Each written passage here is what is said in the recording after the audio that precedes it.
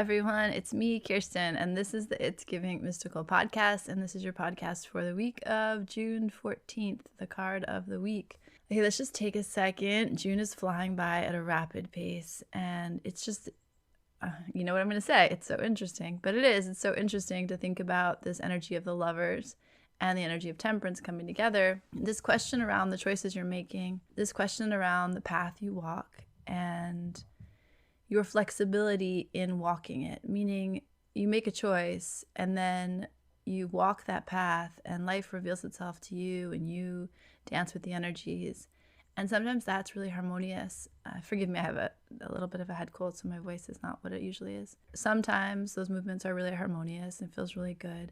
And sometimes we find ourselves up against the energy in a way that doesn't feel good, or up against the energy in a way that feels restrictive or frustrating, or frustrating is a really good word. That's like the energy I can feel is like kind of banging your head against it or trying to like open a door that won't unlock. And there's a way in which that path was chosen, not because it's a mistake, but that path was chosen to show you how you are different and how maybe the choices you're making might be built on assumption more than they are on the present reality, more than they are on what is true now. And there's just something about the awareness and the flexibility required to meet life as it comes and to say,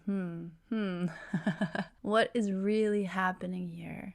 Let me look around, let me take stock, let me be with what is, and let me just notice what's really going on. It sounds so simple, but it's really important. The stories in our lives, we are meaning-making creatures, which means that we are constantly trying to build a story. We are constantly trying to make sense of our lives through the story we are narrating to ourselves in our mind, subconsciously, unconsciously. And that's a beautiful thing. I mean, it helps us deal with the complexity and the chaos of life. One of the things that you know if you study any kind of trauma resolution work is that integrating the trauma into a cohesive narrative is so important to a healing experience, because the way that the brain stores trauma is different. It stores it in this disparate, confusing way, which makes it very hard for it to be integrated, be linked into the narrative. So there's a disconnect between the way you thought the world was, the way the world was supposed to be, the way you are, the way you're supposed to be, and the event that happened. And that's not to say that, you're making this up. That's a very real experience. When we're injured, when we're violated, there's a sense of, I was trying to live in a world where I was safe. I was trying to make safety in my world. I was trying to tell a story of safety, and that has been shaken. And our brain literally stores that differently than it does a more day-to-day, a more repetitive, a more expected event. And I'm saying this to you because the story is so powerful, right? It's an incredible tool, an incredible medicine, is retelling the story, is expanding the possibility around the story, is even knowing what the story is you're telling, because most people don't even know the story they're telling themselves. They are really lost in the dream they're making, lost in the illusion they're weaving for themselves. And that's so cool. That's so human nature. That's all of us. And yet there's a way to be present and deep in your breath and in the moment in which you're able to at least witness the story, at least gain just that little bit of distance from the story to say that's just a story. It's just one possibility in an infinite universe. I say all of this because when we're making choices, when the Lovers Month is saying to us, where are you going? Where are you headed? How are you navigating? The question of how you're navigating becomes really important. Are you navigating on assumptions and ideas of the way it's supposed to be, who you have been? Or are you allowing for the dynamic nature of you? Are you allowing for the dynamic nature of life? Are you allowing for the dynamic nature of your desires? Especially when you start getting more intentional about who you are and how you show up and the life you're creating, the beautiful dream. Because again, we're all weaving a dream. It's not like some of us are lost in the dream and they're not doing great work and the rest of us are like nailing it. It's not like that. We're all weaving meaning. We're all weaving a dream. We're all creating a reality. Some of us are just more aware of our power, our role, our responsibility in that. And some of us haven't been shown that possibility. And one of the things I hate, and I don't hate a lot of things, but I really dislike in spiritual talk, in self-development, in the world of self-actualization, when there are these underlying, we're doing it better vibes. You know, if you're eating this way, you're doing it better. If you're breathing this way, you're doing it better. If you're, you know, facing your shadow, you're doing it better. If you're, you know, living with more light and love, you're doing it better. I mean, are you? Are we? What? Like, who are we measuring ourselves against? And if we're measuring other people, we are just holding that very harsh yardstick to our own lives as well. So much of this is like, let's go easy on ourselves. Let's go easy on each other. And so I come to this analogy of the path, of choosing the fork in the road, and the awareness the lover's energy always brings to the choices you're making. Keep your choices alive, like allow them to stay alive, so that as you make a choice, you feel into the match, the harmony that choice is or isn't for you, and you adjust accordingly. And again, not like you chose wrong, not like do it better, but just like, am I really awake and aware in this moment? Does this feel like it's where I need to be? Does this feel like a good match to me? Does this feel like it's lacking some, integrity again? Is there a question I'm not asking in this space? Is there a conversation I'm not having in this space?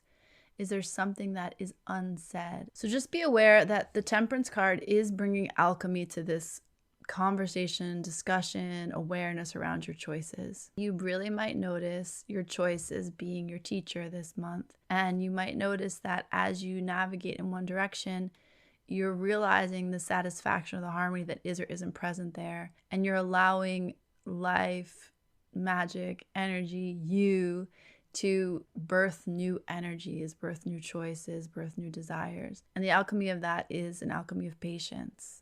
Temperance card, dude, one of the reasons people struggle with it is because it is a call to patience. And many of us, me too, are not particularly patient beings. We can get in this feeling of time is moving too fast, or it's passing us by, or if I can just get to that, then I can get to the next thing. I just want to call your attention to that. Again, not because it's wrong or right, but because just notice that. Does that feel good?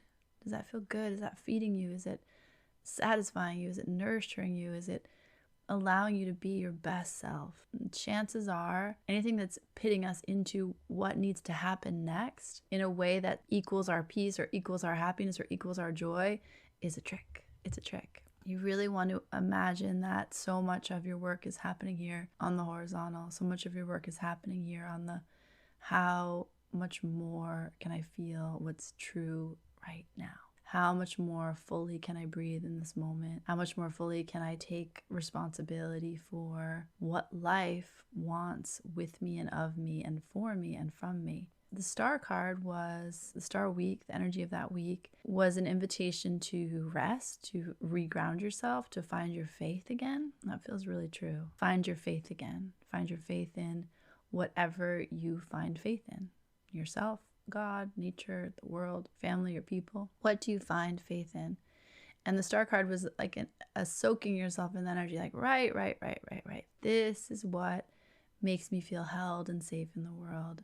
And I want to remember that connection, remember that tether, feel into that. And the energy that I pulled for us this week is the Ace of Wands. That is exciting, that is happy, that is joyful, that is inspiring, that is sexual, that is generative. The Ace of Wands is pure fire. So when divinity, God, source hands us a spark, like a firefly, like, hey, look at that.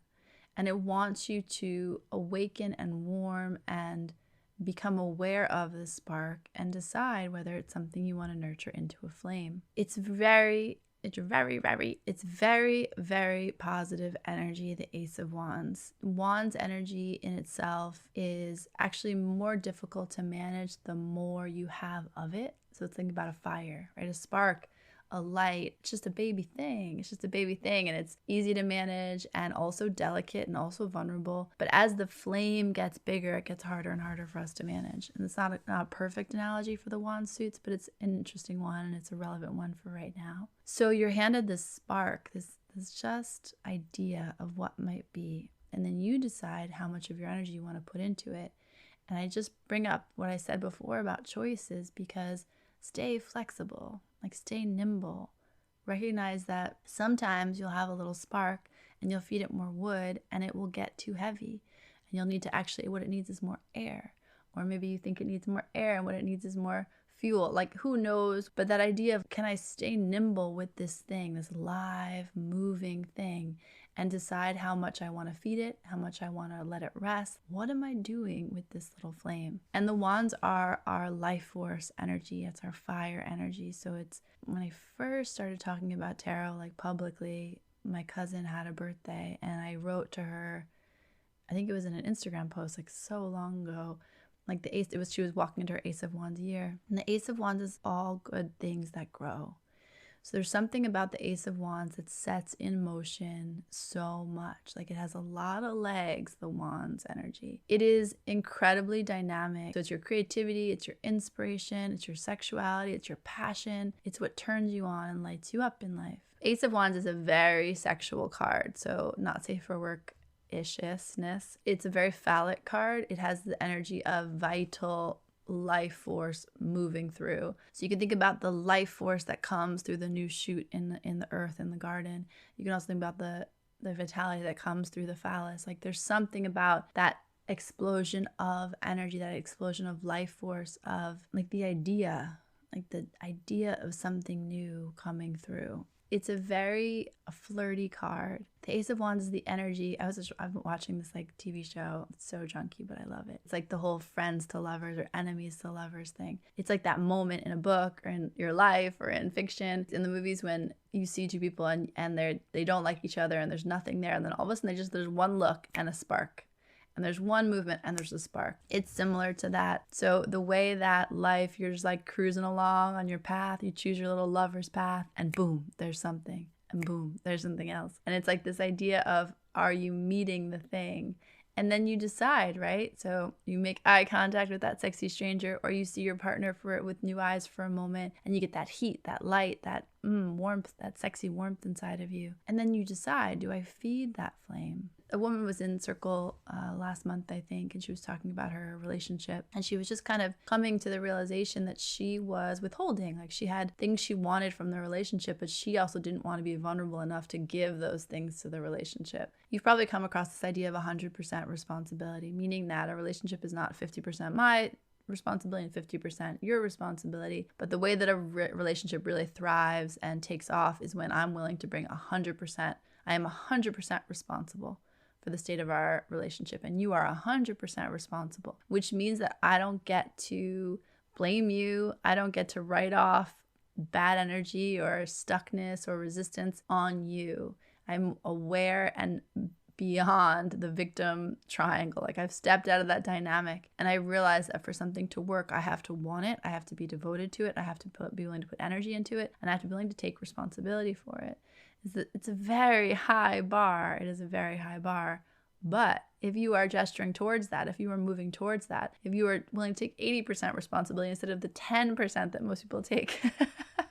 Sorry, it's so harsh. But it's true, right? So what would happen if I began to hold that heat and realize the ways I was withholding fuel from that fire or adding fuel to that fire, and take responsibility for, like, this is the way I want to live. This is the kind of love I want to give. This is the kind of passion I want to have. And you begin to feed that with your intentionality, with your energy, and again, in the choices you make. The choices you make. I was watching a show with my son, and he was like so upset because the little boy on the show wanted to sit with the mom, and the mom was like, no, I need a minute to myself.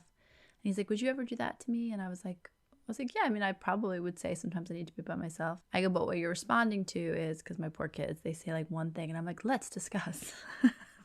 Poor children. I'm like, teaching moment. But there's that idea of a bid for connection, which means we can measure the health of our relationships on how often our partner or even our family members or people we love turn towards our bids for connection. So when I say, I want to tell you a story, or I sit down next to you and I try to hold your hand, or I say, can I sit with you for a little while, or I tell you a joke, or I, smile at you, those are all bids for connection. It means I'm turning towards you and opening my heart and opening my energy towards you with, hi, do you see me? Like, I'm here, I love you. And your response, for the most part, becomes a turning towards that. So a sense of, yeah, I see you, baby. I see you. I'm with you. Like, I'll sit with you. Or if I can't sit with you, I'll let you know that why I can't sit with you and what's on my mind. There's a way in which we're going to turn towards each other. We're going to We're going to ask for something, and we're going to recognize and honor that the vulnerability it takes to be asked to be with you, to be asked to connect with you. And you're feeding that connection. So when, you interrupt your partner, they're trying to tell you a story and you interrupt them, or when you're looking at your phone and your child's trying to tell you a story, that's a disruption in the bid for connection. And it can be done purposefully, like aggressively and purposefully. It's definitely something that happens in relationships, or it can be done absent-mindedly, but the impact is the same. The impact is I turn towards you with my open heart and you turn away, or you face away, or somehow your heart doesn't meet mine, and you're kind of left standing there, right? You're left standing there like, I was trying to feel love in that moment. I was trying to give love in that moment. I was trying to receive love in that moment. And that can be like, the flower analogy, right? Like it can be a drawback, like, ooh, ouch, it hurt. It's just a little thing. It's not like it doesn't have to be a big moment. But what they say is relationship health is directly correlated with how often you turn towards the bid for connection versus turn away from the bid for connection. I say all this to you again, like this card is about sexuality and passion and connection for sure, but it's also about turning towards life, right? Turning towards our inspiration, turning towards what lights us up and turns us on. And that's way bigger than just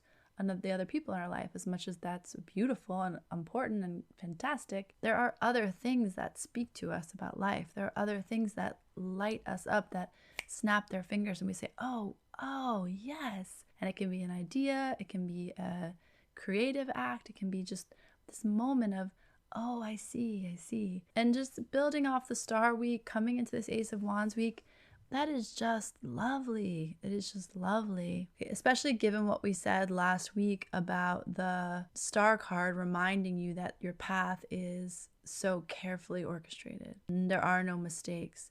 So something about that, walking into the Ace of Wands year, interesting. Ace of Wands week is to just pay attention to what lights you up, pay attention to your roots, your faith, your comfort, your safety. And from that place, pay attention to what lights you up and watch how that is its own nimble, flexible thing. It ebbs and flows. It's a spark. It hasn't built itself into a flame yet with the Ace of Wands. So yeah, the Ace of Wands is beautiful for passion. It is beautiful for art making. It's beautiful for ideas. It's beautiful for brainstorming. It's beautiful for any initial creative act. So I offer that to you, and keep your eyes open. The Ace of Wands is literally God, source, handing you this gift. So it's saying, look here. Here is a firefly. Here is a spark. Here is the beginning of something. What do you want to do with it? And then you can decide. You can decide what you want. And some of them will burn out. Like sometimes you'll take the spark and you'll blow on it and enjoy it. And then a week later, what was I thinking? Or it will become something that you nurture and tend to for many, many years to come. All good. Like there's no mistakes, right? So we're just kind of navigating. And that's that Lover's energy and that Temperance energy. Just very patiently, very curious, just navigating. Oh, that lights me up. That turns me on. That's interesting. I want to spend time with that. I want to give energy to that. And when I hit that resistance, when I hit that wall of why is this so hard, I step back and I breathe and I think about it. Am I in the right place? Am I tending to the right thing? Am I actually where life is most alive for me? Maybe, maybe not. But it's something to think about, something to be aware of. Ace of Wands, gorgeous, gorgeous, gorgeous energy. Sexy, sexy, sexy energy. Get yourself turned on this week. I know it. It'll happen. It's cool. Let me know. Talk to you soon. Bye.